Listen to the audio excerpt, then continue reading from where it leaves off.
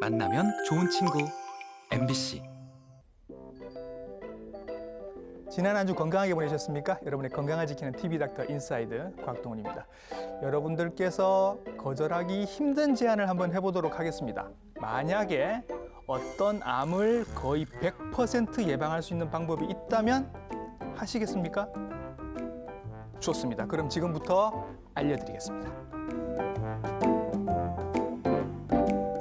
대장 내시경 검사를 이미 주기적으로 받고 계시는 분들 계시지요? 정말 잘하고 계시는 겁니다. 그런데 이 검사를 받으면 우리나라 성인들 30%는 용종이 나옵니다. 대장 내시경 그리고 이 용종 어떻게 이해를 해야 될지 오늘 확실하게 알아보도록 하겠습니다. 친절한 오늘의 닥터 이분께 여쭤보도록 하지요.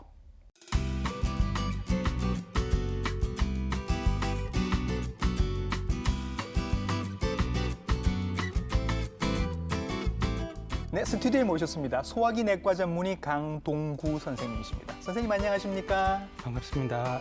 춘혜병원 소화기내과 강동구입니다. 네, 선생님께 오늘 대장 내시경과 그리고 용종에 관해서 자세하게 한번 여러 가지 질문들 드리고 답을 들어보도록 하겠습니다. 우선 선생님 요즘 뉴스를 보면 우리나라에도 대장암 환자가 많이 늘었다 이런 얘기가 들립니다.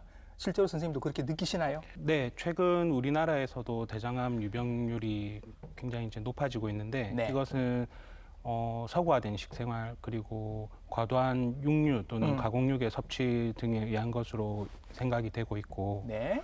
최근 국립암센터 자료를 보자면은 2019년도에 우리나라에서 대장암 유병률이 네. 인구 10만 명당 56.5명 정도로 보고가 되고 있는데 오. 이것은 일반적으로 대장암 유병률이 높다고 알려진 그 유럽권과 맞먹는 아주 이제 높은 수치로 보고가 되고 있습니다. 예, 그래프를 지금 보셔도 남성들은 두 번째 암이 대장암이고 두 번째로 많은 네네, 암이죠. 네네. 여성들은 세 번째로 많은 암이 지금 대장암이 되고 있습니다. 어느새 지금 굉장히 많은 암이 되고 있는데 많다는 것도 문제가 되지만 이게 생존율이 높아야 우리가 안심을 할 수 있는데 선생님 네. 사망률, 생존율 이런 건 어떻습니까?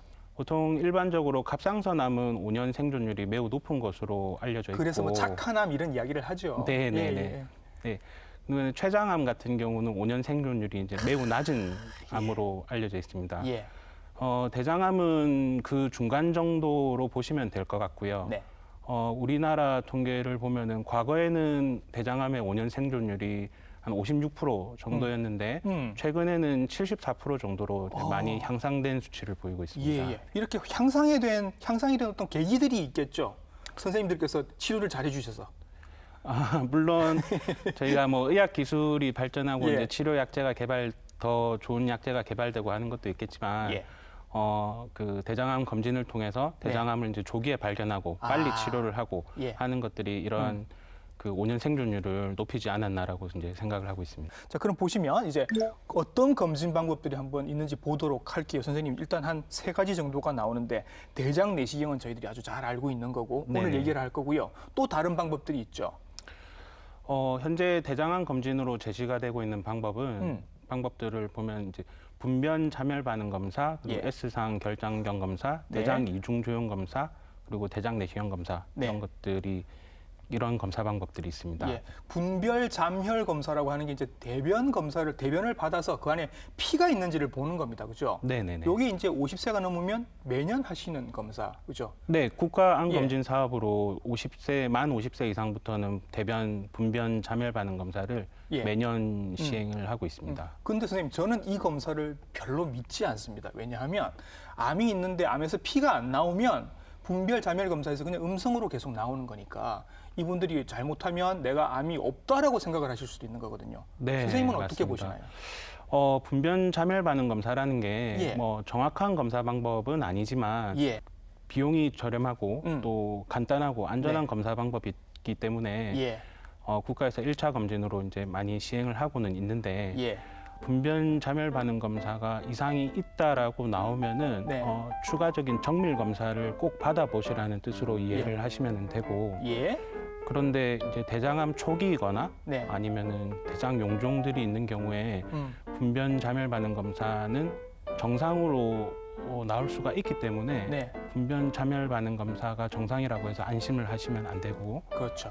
가장 확실한 방법은 대장 내시경 검사라고 할 수 있겠습니다. 예. 그리고 잠시 얘기가 나왔던 거 S 결장 검사라고 있던데 이건 선생님 어떤 검사한 거예요? S 결장경 검사는 항문으로부터 약 30cm 정도까지의 거리에 항문으로부터 직장과 S상 결장을 보는 내시경으로 보는 검사 방법인데 예. 과거에는 아주 오래 전에는 대장암 검진으로 사용이 되긴 했지만 네. 현재는 이 S상 결장경 검사라는 것이 대장을 전체적으로 보는 검사가 아니기 때문에 네. 임상적으로 실제로 대장암 검진을 위해서 잘 사용되지는 않고 다른 목적으로 하는 검사기는 합니다. 그리고 대장 이중 조형 검사 이것도 그냥 일단 설명만 잠시 듣고 넘어갈까요, 선생님? 예, 대장 이중 조형 검사라는 것은 항문으로 그 엑스레이에서 잘 보이는 바륨이라는 액체와 네.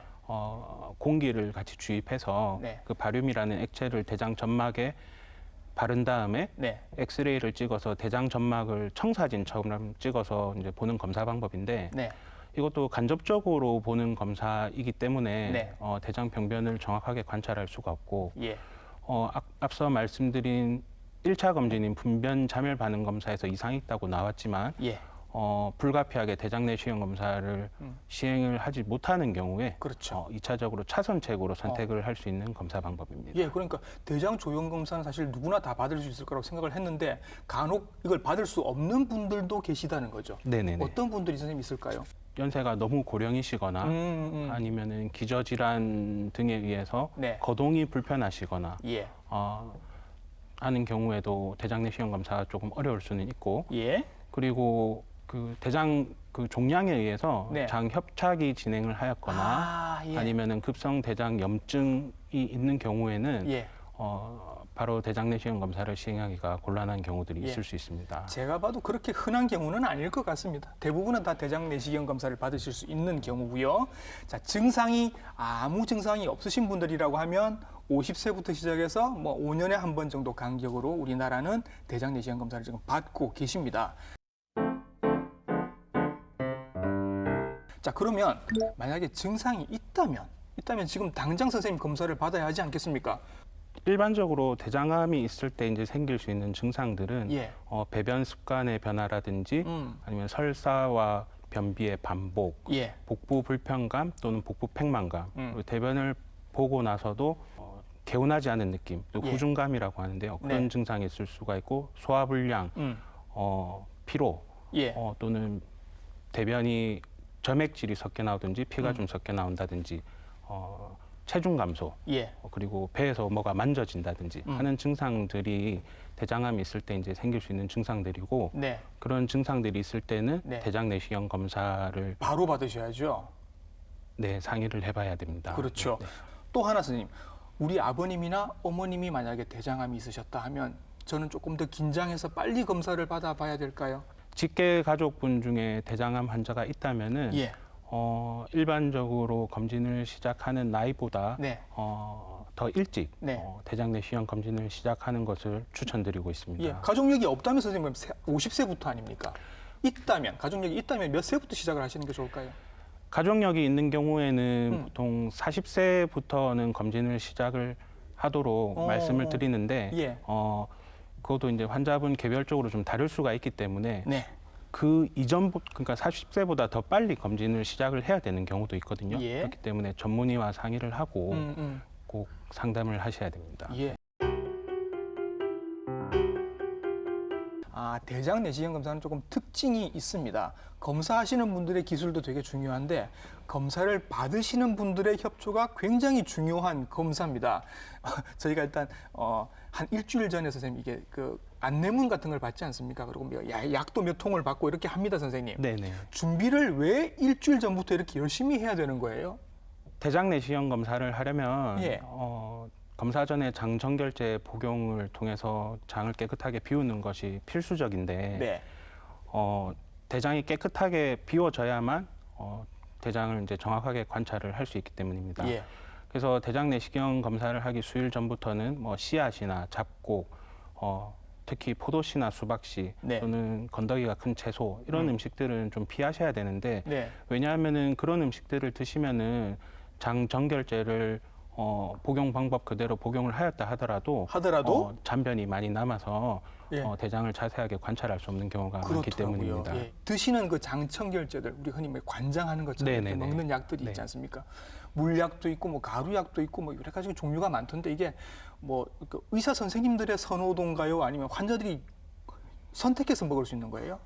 장정결제는 그 일반적으로 많이 쓰는 장정결제는 그 폴리에틸렌 글리콜이라고 하는 성분의 예. 약이 있는데 아까 말씀하신 그 물약이라는 것이 결국은 그 물에 그 가루약을 타서 예, 복용을 하게 되는 건데 현재까지는 이제 가장 안전한 그 장정결제로 돼 있어서 제일 많이 쓰고 있고 예. 좀 복용 장정결제를 드시는 걸 좀 힘들어 하시기 나는 때문에 1리터 이상은 도저히 못 마시겠어요 네. 하시는 분들 있잖아요. 복용량을 좀 줄이기 위해서 저희가 이제 황산 나트륨 제제나 이런 조금 계량된 약들이 이제 나오고 있는데 뭐 예. 알약으로 돼 있는 약들도 있고요. 예. 근데 이제 그런 약들 경우에 이제 뭐 고령이거나 또 만성 신질환이 있으신 분들, 예. 그러니까 만성 콩팥병이 있으셔서 신장 기능이 떨어지신 분들 예. 같은 경우는 뭐 흔하진 않지만 일부에서 뭐 탈수나 전해질 불균형 같은 이런 부작용들이 있을 위험도 있기 때문에 예. 꼭 그 전문의와 상담을 하신 다음에 예, 복용약제를 선택을 하시면 될 것 같습니다. 검사 전날 이제 장정결제 이렇게 쭉 먹고 이렇게 쫙 한번 비우다 보면 야 이거 변비 있으신 분들한테는 되게 좋겠다라는 느낌이 들 때도 있는데 이걸로 어떻게 해결이 되는 경우도 있어요? 변비가 있으신 분들은 대장 내시경 검사를 하면서 평소보다 변을 좀 많이 보셔서 예. 뭐 시원해 하시는 분들도 있기는 하지만 예. 실질적으로 대장 내시경 검사할 때 쓰는 장정결제를 변비 치료 목적으로 쓰지는 않고요. 그렇죠. 근데 변비가 있으신 분들은 장정결제를 복용을 하여도 장 청소가 좀 잘 안 되는 경우가 있어서 예. 그런 경우에 저는 개인적으로 대장 내시경 검사를 하기 전에 예. 미리 변비약을 당분간 좀 복용을 하면서 계속 드시면서 네, 장정결을 하면은 어. 조금 더 도움이 되는 경우가 있습니다. 예. 일주일 전부터 선생님이 이렇게 음식 조절을 하겠습니다 하는데요.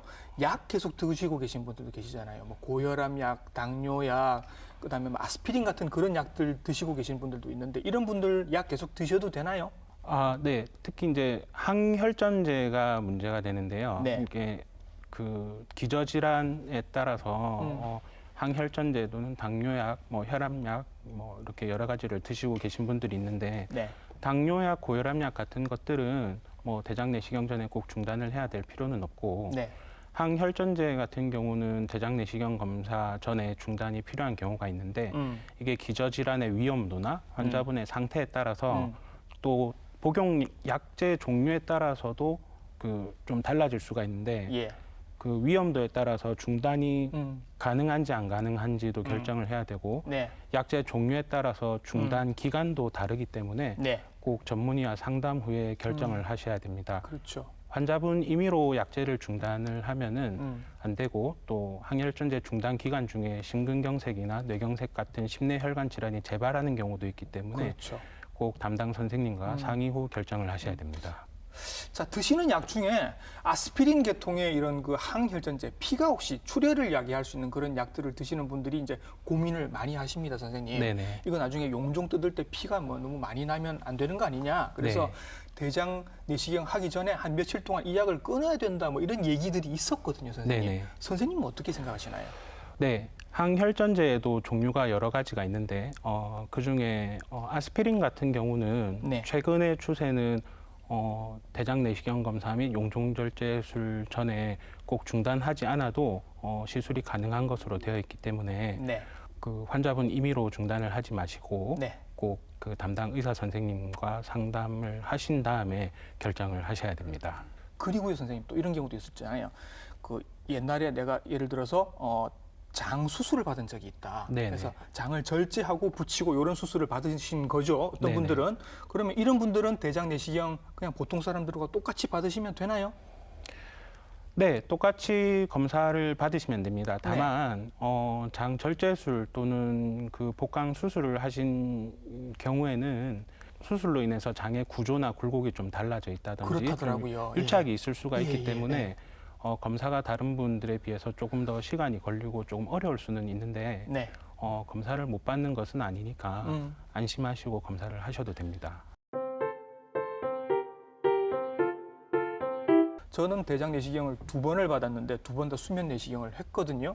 대장 내시경을 수면으로 하지 않을 수도 있습니까? 네, 그 진료실에서 많은 환자분들이 말씀을 하시는 것이 예. 대장 내시경 검사는 꼭 수면으로 해야 되는 것 아니냐고 여쭤보시는데요. 예. 그렇지 않습니다.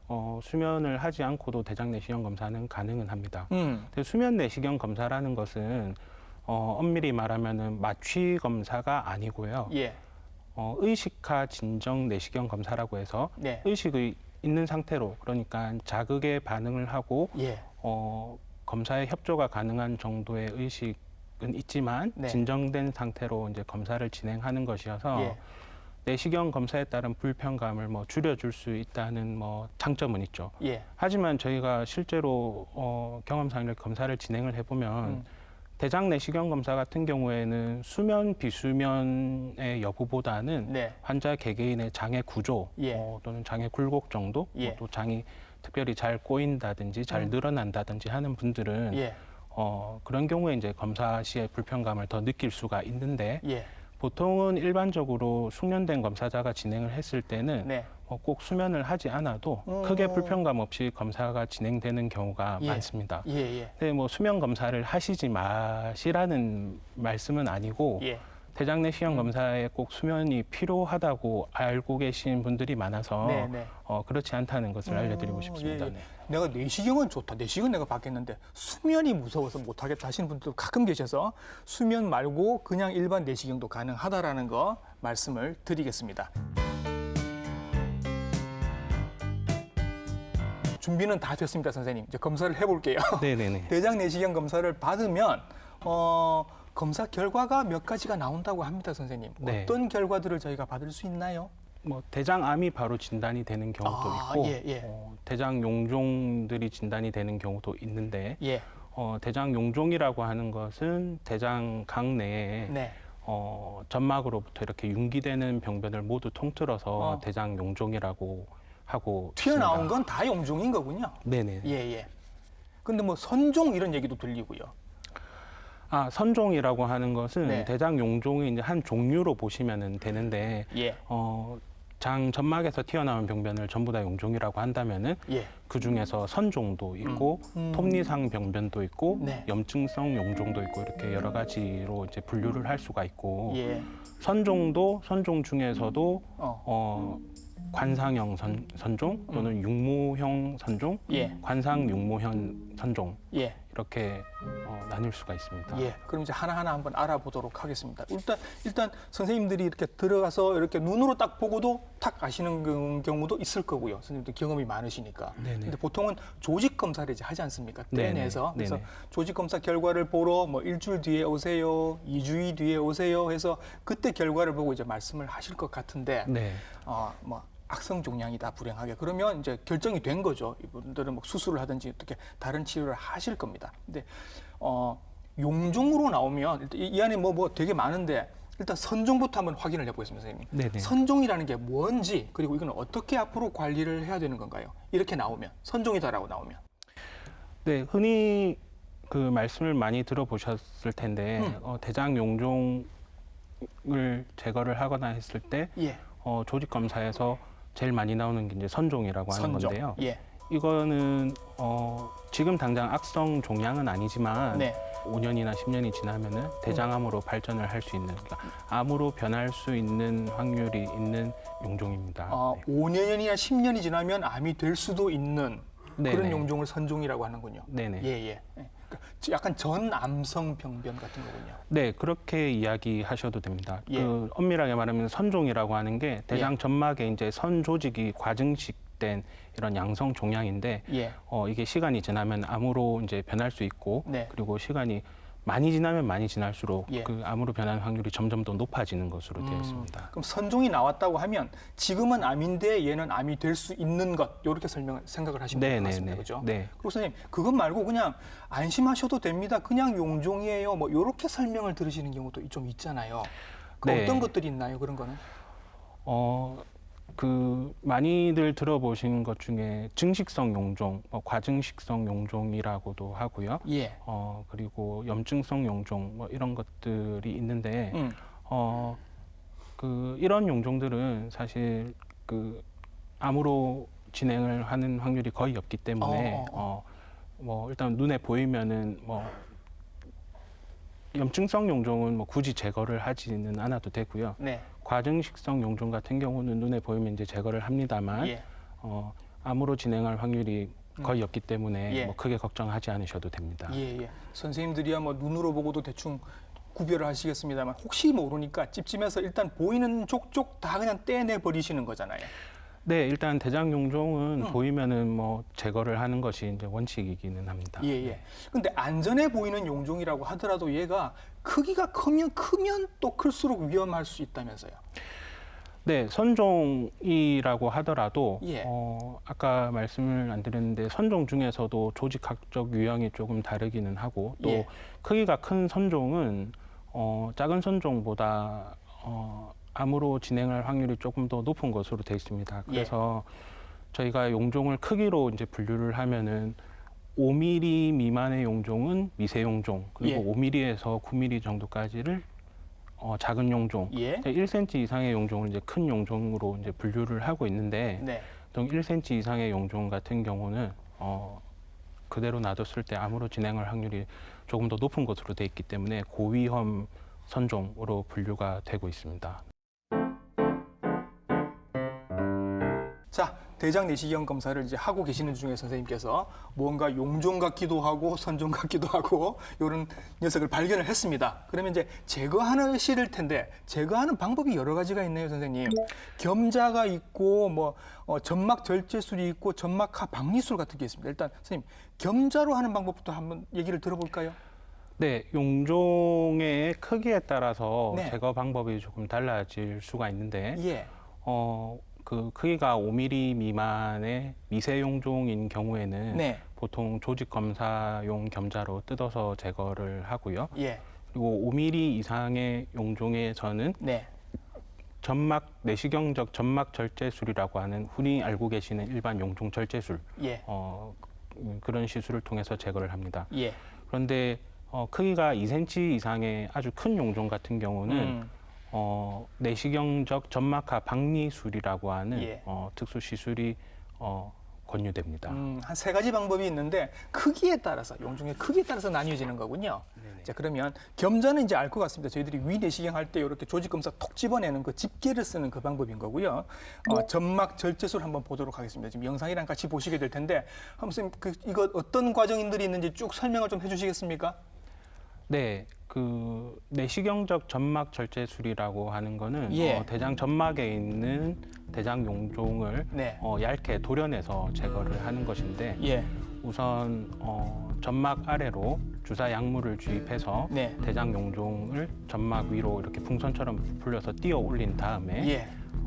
저희가 스네어라고 하는 예. 올가미로 예. 묶어서 예. 전기를 통전시켜서 예. 용종을 제거하는 방법입니다. 예, 마치 무슨 야생마 잡는 것처럼 저렇게 올가미로 휙 던져서 저렇게 감습니다, 그죠? 네네. 감아가지고 근데 저 감는 저 줄이 그냥 줄이 아니라 저게 이제 철사 같은 거라서 네네네. 저기 전기가 통하는 거죠. 네네, 맞습니다. 네.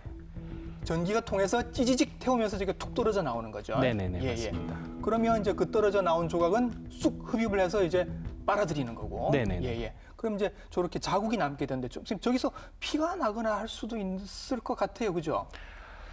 네, 그 용종 절제술을 하고 나면은 당연히 상처가 남겠죠. 예. 거기서 이제 출혈이 이제 생길 수도 있고, 예. 용종 절제술을 하고 난 다음에 이제 출혈 이외에도 네. 합병증들이 이제 생길 수 있는데 예. 그런 것들이 이제 그 용종 절제술을 한 자리에서 장염이 생긴다든지 네. 아니면 장천공이 생긴다든지 네. 하는 합병증들이 생길 수가 있습니다. 예. 특히나 장염 같은 경우는 용종 제거를 할 때 저희가 사용하는 전기 자극에 의해서 장이 자극을 받아서 장염이 생기는 경우가 생길 수가 있고요. 예. 근데 이런 출혈이나 천공, 장염 같은 이런 합병증들은 일반적인 용종 절제술에서는 보통 한 1~2% 내외로 아주 네. 드물게 생기는 것으로 알려져 있습니다. 그리고 그런 부작용이 생겨도 이제 또 처치를 하시게 되니까. 그렇죠? 네네. 피가 날 때는 이렇게 들어가서 또 이렇게 클립으로 이렇게 피가 나는 부분을 꼭 찝기도 하시고 네. 이런 여러 가지 또 시술들을 추가로 하시는 경우도 있습니다. 지금 이제 보신 게 점막 절제술이 되는 거고 점막하 박리술도 선생님 한번 설명을 해주시겠습니까? 내시경적 점막하 박리술이라고 하는 것은 예. 2cm 이상의 좀 큰 용종에서 권유되는 방법인데 예. 이렇게 크기가 큰 용종들은 일반적인 용종 절제술로 그냥 한 번에 제거를 할 수가 없습니다. 예. 저희가 용종을 한 번에 전체적으로 다 제거하는 것을 일괄 절제라고 하는데요. 네. 2cm 이상의 크기가 큰 용종들은 네. 일반 용종 절제술로 일괄 절제가 좀 어렵기 때문에 올가미도 안 감길 것 같아요. 네네네. 예. 그런 경우에 이제 나누어서 분할 절제를 하게 되면은 예. 다 그런 것은 아니지만 그 재발의 위험도 좀 있기 때문에 네. 내시경적 점막하 박리술이라고 하는 시술을 권유를 드리는데 예. 이것은 내시경 절개도로 네. 그 용종 주변을 절개를 먼저 하고 예. 그 다음에 이제 그 밑으로 점막 하층까지 절개를 해서 네. 용종을 제거하는 방법입니다. 위암 저희들이 설명을 드릴 때 조기 위암 치료할 때 이런 방법을 쓰는데 대장암에서도 이런 치료를 지금 하고 있는 겁니다. 그럼 이렇게 하면 2cm가 넘는 굉장히 큰 용종이나 선종이라 하더라도 치료가 이제 가능해지는 거죠. 이런 방법이 있습니다. 세상에 100% 안전한 치료는 없습니다. 네네. 그래서 네. 합병증 같은 것도 생길 수 있겠죠. 네. 그 용종 절제술 또는 예. 점막하 박리술 다 마찬가지로 용종 제거를 시술을 하면은 네. 앞서 말씀드린 출혈이나 장천공 또는 네. 장염 같은 합병증이 이제 생길 수가 있는데 예. 일반적인 용종 절제술에서는 한 1~2% 내외로 발생하는 것으로 알려져 있고 예. 내시경 점막하 박리술에서는 그것보다는 합병증 비율이 조금 더 높기는 하지만 예. 뭐 구더기 무서워서 장 못 담근다는 말이 있듯이 예. 그런 걸 너무 걱정하실 필요는 없고 예. 대개는 이런 합병증이 생긴다 하더라도 금식과 수액 치료 또는 필요시 항생제 치료 등으로 네. 치료를 할 수가 있고 예. 또 일부에서는 뭐 수술적인 치료가 필요한 경우도 이제 생길 수는 있습니다만 예. 그래도 너무 걱정하실 필요는 없을 것 예, 같습니다. 예. 그러니까 검사 받기 전에 한 일주일 또 이렇게 여러 가지 음식들 조절하셔야 되는 게 있는데 네네. 검사 받으시고 난 다음에도 한 2주일 동안 뭐 가급적 먼 데로 여행은 가지 마세요. 이런 안내문들이 있더라고요, 선생님. 네네. 이게 그런 것 때문에 그런 거예요? 먼데 여행을 가지 마시라고 하는 안내는 예. 예를 들어서 저희가 합병증이 생겼을 때 예를 들어서 출혈이나 출혈이나 장천공이나 이런 것들이 생겼을 때 예.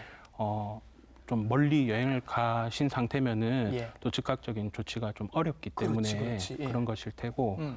그리고 한 일주일 정도는 과도한 운동이나 이런 걸 좀 무리하게 하지 마라고 예. 말씀을 드리는데 예. 용종 절제술 직후에 또 과격한 운동을 했을 경우에는 예.